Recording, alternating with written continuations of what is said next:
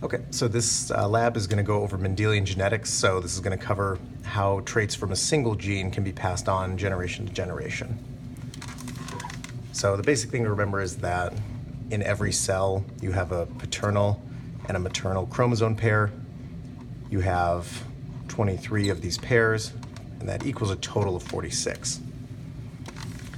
But like we saw last time, so if we're over here with mom, let's say we can just do this on one chromosome. So we'll call each chromosome for each allele can be the dominant allele, we'll call that R, and then the recessive allele, which is little r, it's lowercase.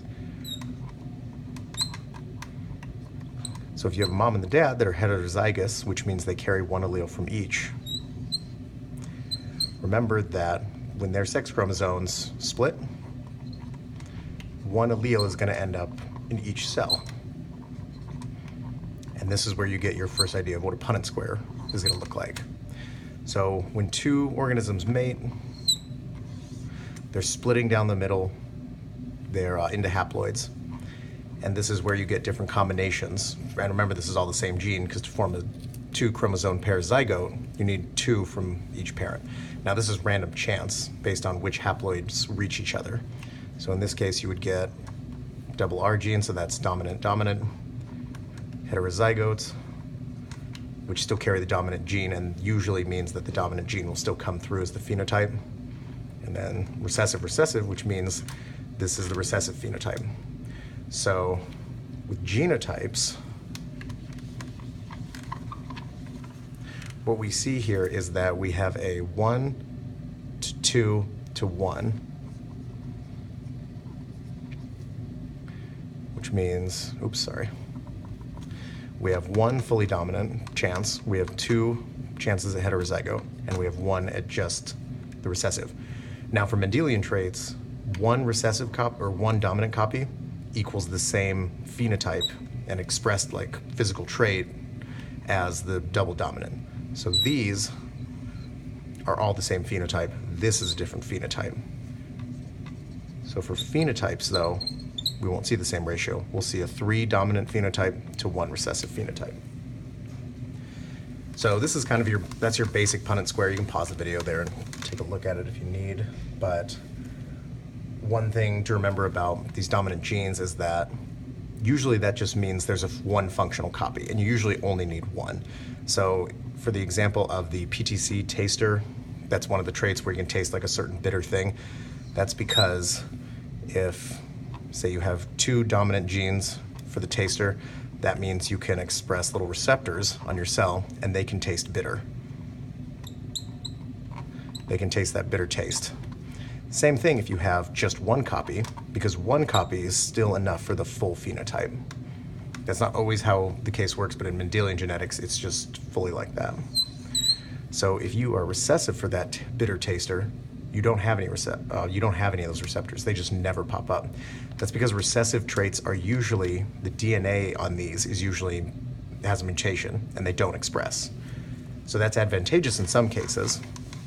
So for example, so there's a population of people that are immune to HIV because they simply don't express any of the, so say this is our HIV, they don't express some of the normal receptors that HIV can usually key on.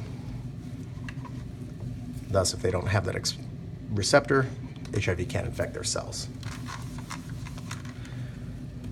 So the second thing we could go over is that you have 23 pairs of chromosomes. One of those pairs is X and Y. In the case of females, so these are for males, XX for females. Now, if we're being honest here, Ys are really small, they're tiny, they barely do anything. They have one trait determining gene, SRY, but for the most part, they don't carry any genes that are functional throughout your body for any other reasons. X's still carry just normal genes. They carry B cell genes, intestinal genes, all kinds of different things can be found in X. The problem is, at least for males, is you only get one copy of X, so you only have one chance. That's why males are more likely to be bald, colorblind, a few other things, is because females that, say, are colorblind, or females that have the colorblind gene, let's call it over here, say this is a woman over here, she still has a functional X, so she's not going to be colorblind. Meanwhile, say that she mates with a non-colorblind male, so we have the Y. They have a chance at a daughter with 2 X's, not a carrier. They have a chance for a male offspring with no colorblind gene. They also have a chance at a colorblind carrier like the mom, because this good X is going to come down here, bad X over here. And then they have a chance for a colorblind male offspring. So right here you see that this is the only X chromosome that this male has. And that person is now colorblind because they don't have another X. This female over here, just like her mom, has an X that can function and can see color. So that essentially covers most everything you'll need for lab. You'll kind of simulate these crosses. One thing you will see on any exam is this stuff where it comes in, where it's like, it's gonna ask you to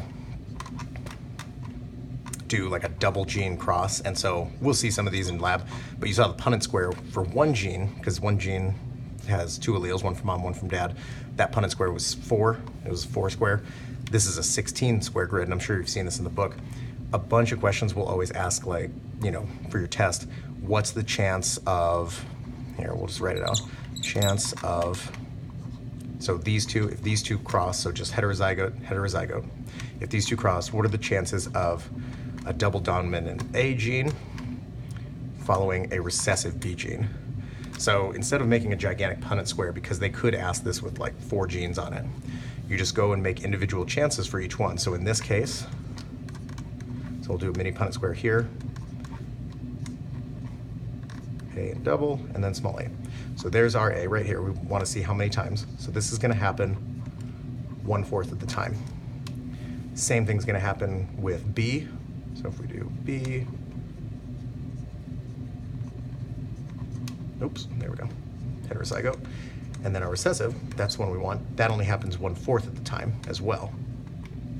So I could change it depending on what they want here. So the chances of this phenotype happening are 1/4 times 1/4, and that's 1/16. So you can do this tons of times, so just remember to break it down individually mathematically on the chances for each gene, and you should be fine with any number of those. Okay, just want to make sure that's it. It should be good.